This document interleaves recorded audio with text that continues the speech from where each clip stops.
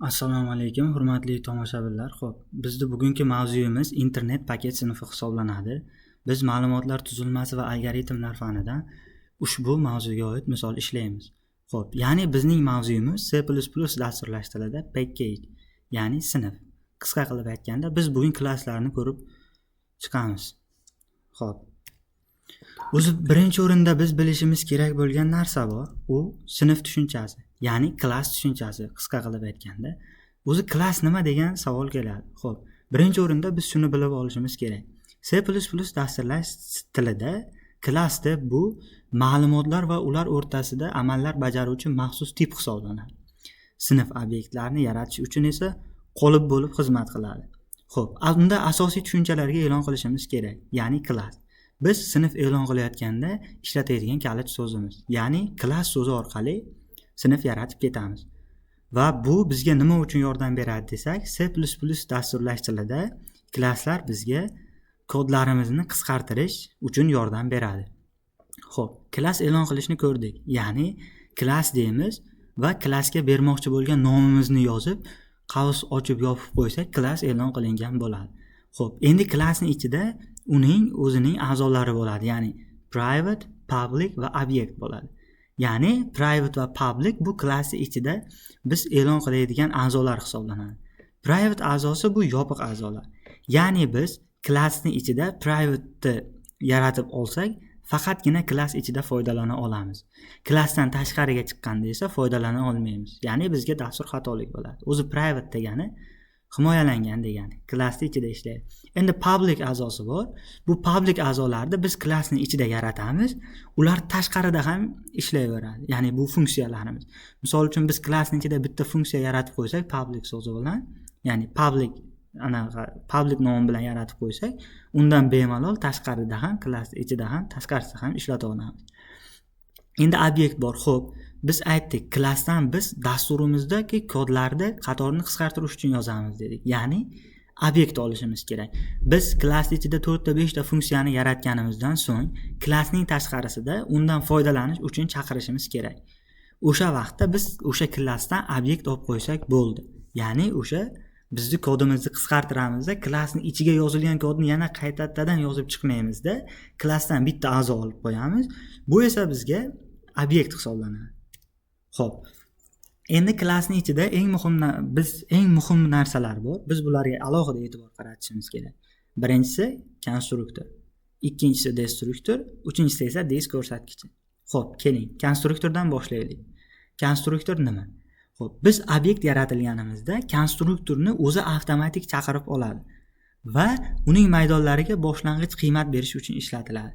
Misol uchun, sinf nomi bilan u bir xil nomga ega bo'ladi va u qiymat qaytarmaydi. Ya'ni biz kiritganimizda, biz ma'lumot kiritayotgan vaqtimizda u avtomatik o'zi chaqirib oladi va yaratilganda boshlang'ich qiymatni berish uchun foydalanadi. Qisqa qilib aytganda, biz konstruktordan o'z klassimizga boshlang'ich qiymat berish uchun foydalanamiz. Xo'p, endi destruktorni ko'rib chiqaylik. Destruktor esa obyekt yo'q qilinganda. Ya'ni biz klassdan tashqariga obyekt oldik, obyektni o'chirganimizda destruktordan foydalanamiz. Destruktor esa ko'rib turgan belgimiz bilan belgilanadi va u xotirani tozalash uchun ishlatiladi. Bu xotirani tozalash bizga nimaga kerak desa, biz dasturimizning kodini yozganimizdan so'ng, dastur kodi qancha murakkablashgan sari uni kompilyatsiya qilish, ya'ni kompyuter tiliga o'girib berish ham shuncha vaqtni oladi. Shu sababli ham biz destruktordan foydalanib, uni o'chirib yuborishimiz va resursini tejashimiz mumkin. Endi esa dis ko'rsatkichi. Ya'ni bu joriy amal bajarilib turgan obyektga ishora qiladi. A'zo nomlarini parametrdan farqlash uchun ishlatiladi. Ya'ni bizda public, private a'zolarimiz bo'lishi mumkin. Uni oddiy ichida e'lon qiladigan variablelardan farqlash uchun ishlatiladi dis ko'rsatkichi. Xo'p, endi esa biz klass yaratdik. Klassning ichidagi public, private a'zolarni ko'rdik. Endi esa o'sha a'zo funksiyalarni turini ko'rishimiz kerak. Ya'ni bizga funksiyalar kerak. Istalgan dasturlash tilida klass ishlatiladi va klasslarda o'zini a'zo funksiyalari bo'ladi. Ularni ko'rib chiqishimiz mumkin. Getter va setter funksiyasi, shuningdek hisoblash funksiyasi, chiqarish funksiyasi. Xo'p, getter ma'lumot oluvchi funksiya hisoblanadi. Biz uni klassning ichida yaratamiz va u a'zo qiymatini qaytaradi bizga. Misol uchun biz string tipida birorta funksiya get name degan funksiya yaratib return name desak, bizga o'sha funksiyani qaytaradi. Ya'ni biz olgan a'zoyimizni funksiyasini qaytarib beradi. Endi setter esa o'rnatuvchi hisoblanadi. O'zi bular inglizcha so'zdan olingan. Get olmoq, set esa o'rnatmoq. A'zo qiymatini o'rnatadi yoki o'zgartiradi. Endi qarang, biz dastlab aytib ketdik, ya'ni mana bu yerda konstruktor yordamida biz dastlabki qiymatni beramiz dedik. Xo'p, endi esa setter ana shu dastlabki qiymatni o'zgartirish yoki noldan yana o'rnatish uchun ishlatiladi. Xo'p, hisoblash funksiyasi. Biz klass yaratganimizdan so'ng, ya'ni sinf yaratganimizdan so'ng albatta uning ichida mantiqiy amallar bajaramiz. Ular nima qiladi? Ya'ni ma'lumotlar ustida matematik amallar yoki mantiqiy amallar bajariladi. Ular hisoblash funksiyasi. Bizning slaytimizda ko'rinib turibdi. Misol uchun biz double tipida price per gigabit funksiyasini yaratib olsak, bu har gigabaytda narxi degan. Endi return yordamchi so'z yordamida biz uni hisoblaymiz. Ya'ni biz olmoqchi bo'lgan limitni narxini gigabaytda hajmiga bo'lsak, o'shani hisoblab beradi. Mana shu hisoblash funksiyasi hisoblanadi. Endi esa chiqarish funksiyasi. Xo'p, biz klass yaratdik, uni ichida getter amalidan foydalandik, setter bilan qiymatni o'zgartirdik va uni ichida funksiya yaratdik va uni hisobladik. Endi shu barcha amallarni tashqariga chiqarishimiz kerak. Ya'ni biz yaratgan funksiyani foydalanuvchiga ko'rsatish kerak. Bu esa chiqarish funksiyasi foydalanadi va u void tipida bo'ladi. Void qiymat qaytarmaydigan funksiya hisoblanadi. Ya'ni u qiymat qaytarmaydi, esdan chiqmaslik kerak. Display degan, ya'ni ko'rsat degan, bizga namoyish et degan funksiya yaratdik va unda cout bilan chiqarish funksiyasi C++da name o'zgaruvchisini chiqarib qo'ydik. Bunda chiqarish funksiyasi ishladi. Xo'p, endi esa obyektlar massivi degan tushuncha bor. Ya'ni obyektlar massivi bir xil turdagi obyektlarni bitta o'zgaruvchida saqlash imkoniyatini beradi. Misol uchun package tipidagi massiv yaratib, har bir paket ma'lumotini saqlaymiz. Bu bizni bugungi masalamizda asosiy yoritib beradigan narsalardan biri. Ya'ni biz int tipida n sonini oldik va uni 3 dedik. Ya'ni biz bir xil turdagi 3 ta obyektni olmoqchimiz. Ya'ni package nomli yaratdim, massiv yaratdim va unga n qo'ydim. Endi tepada qiymatini 3 ga teng deb belgiladim. Ya'ni endi menda package massivim 3 ta qiymat qabul qiladi. Xo'p, endi ko'rib turibmiz, ya'ni package massiviga qiymat kiritishning bir qancha turlari bor.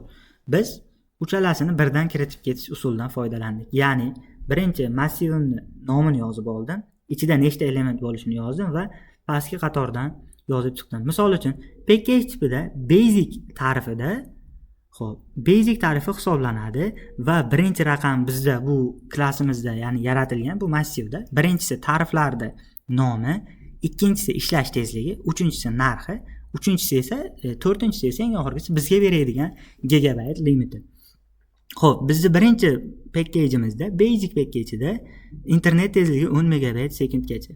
Xo'p, endi esa uni narxi 50,000 so'm va u 30 gigabayt miqdorida bizga limit beradi. Ko'rib turganingizdek, standart va premium tiplarimga ham ushbu ko'rinishda qiymat kiritib oldim. Endi esa C++ dasturlash tilida for amali, ya'ni cycle operatori yordamida men uni chiqardim. Buni ishlash prinsipiga keladigan bo'lsak, int tipida i teng 0 dan boshlandi. I n gacha aylandi va 1 ga oshib ketaverdi. I++ degani har bir ko'rsatkichni 1 ga oshirib ketish degani. Endi p massivimni ikkinchi elementi nuqta display dedim. Display funksiyasi bizga ko'rsatish funksiyasi edi. Bundan oldingi slaydda aytib o'tganimizdek.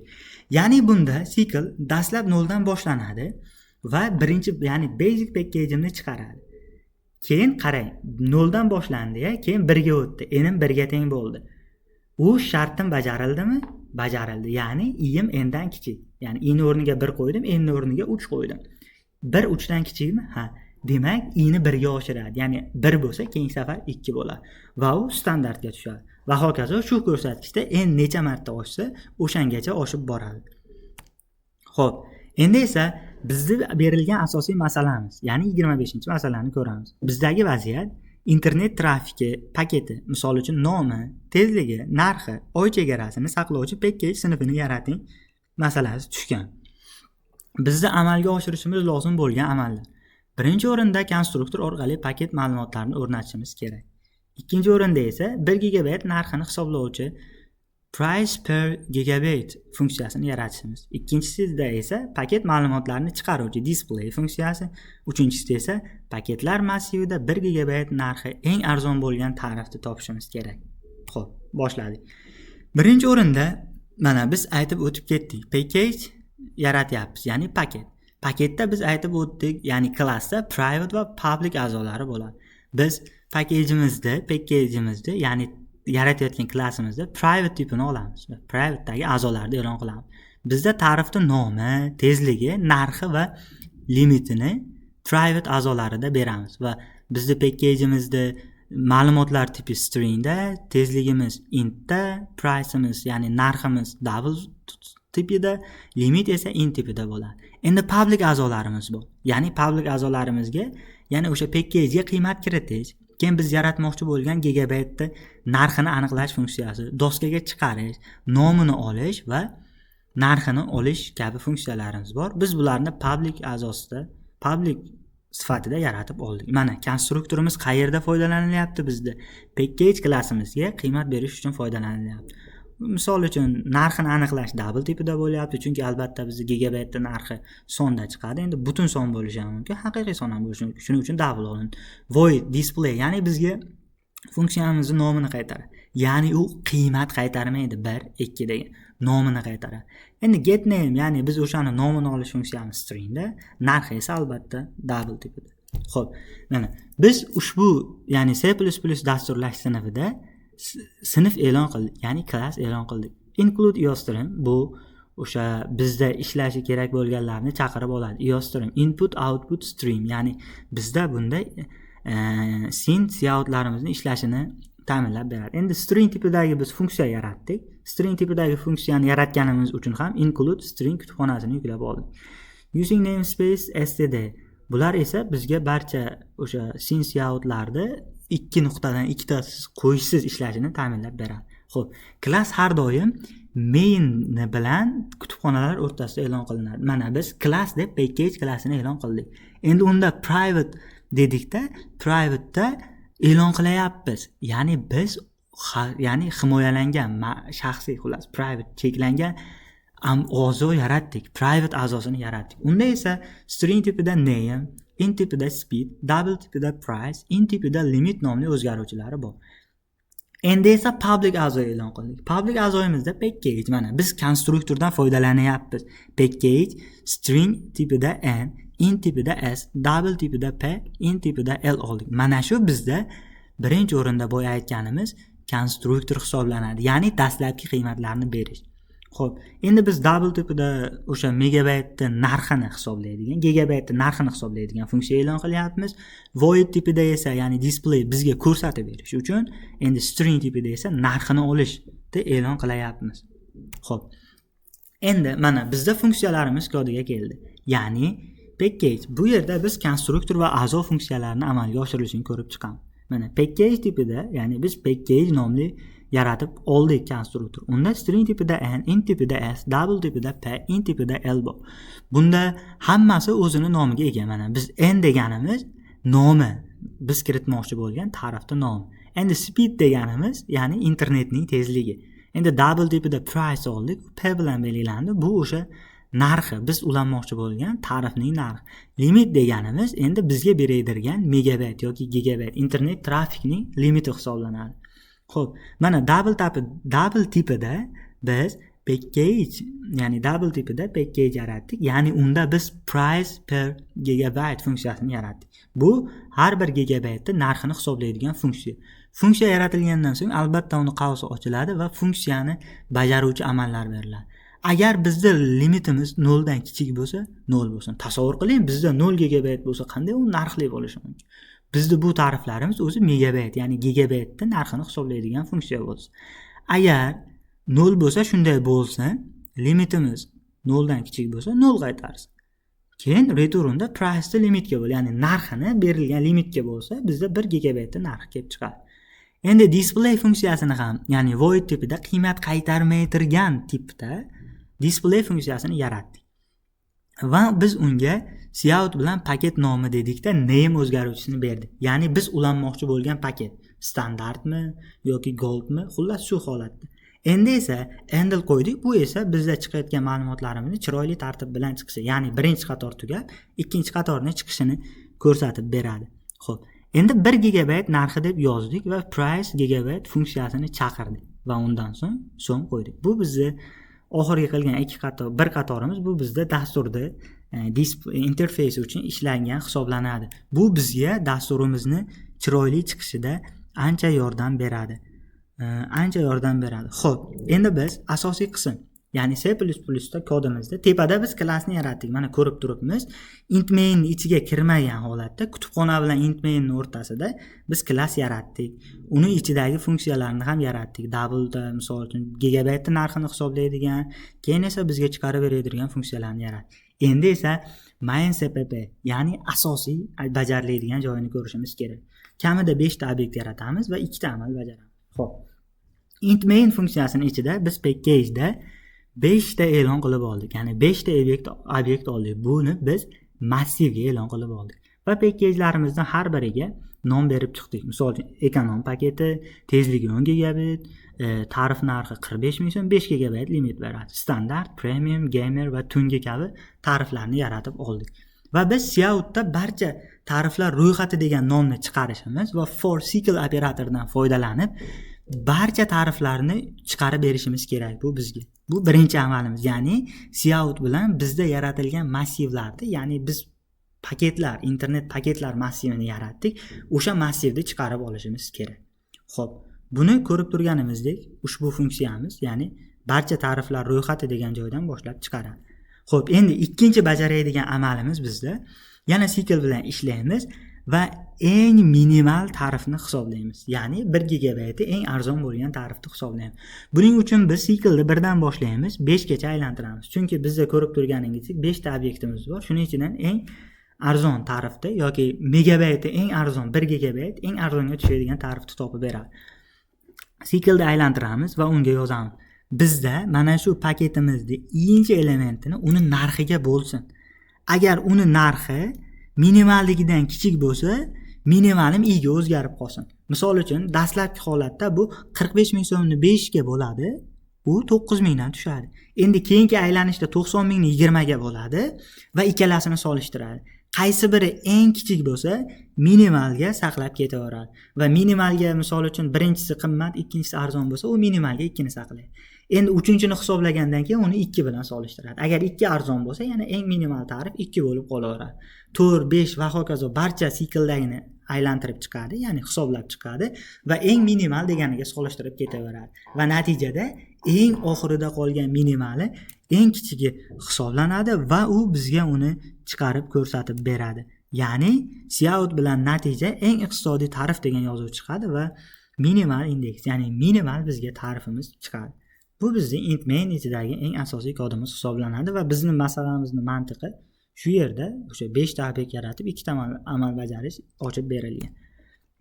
Natija va xulosaga kelsak, mana bizning dasturimiz mana ishlagan vaqtda mana birinchi o'rinda biz barcha tariflar ro'yxatini chiqarib olganimizdan so'ng tariflarni chiqarib beradi. Mana tezlik 10 gigabit, misol uchun tezlik 10 megabit sekund, narxi 50 ming. Ushbu ko'rinishda chiqaradi. Keyin esa eng oxirida eng arzon tarif yoki eng premium tarif deydi, nomini chiqarib beradi. Misol uchun premium tarifimi yoki standart tarifimi, basic tarifimi, barchasini chiqarib beradi. Biz ushbu mavzuyimizda, ya'ni klasslarda o'rgangan narsamiz C++ dasturlashtirishda sinf e'lon qilishni o'rgandik. Private a'zolarni, public a'zolarni ko'rib chiqdik. Konstruktor bilan ma'lumot o'rnatishni, keyin ya'ni 1 gigabaytning narxini hisoblashni, display funksiyasini, obyektlar massivini va barchasini ko'rib chiqdik. Ko'rib chiqqanlarimiz shulardan iborat va ularni barchasini biz C++ dasturlashtirilda bemalol ishlay olamiz. Massivda shuningdek biz navarot klass, faqatgina klassni emas, qiymat qaytarmaydigan void funksiyasini va obyektlar massivini ko'rib chiqdik va eng muhimi massivdan minimum topish algoritmini ham ko'rib chiqdik. Biz bunda klasslar bilan bir qatorda massivlar bilan ishlashni ham ko'rib chiqdik. E'tiboringiz uchun rahmat.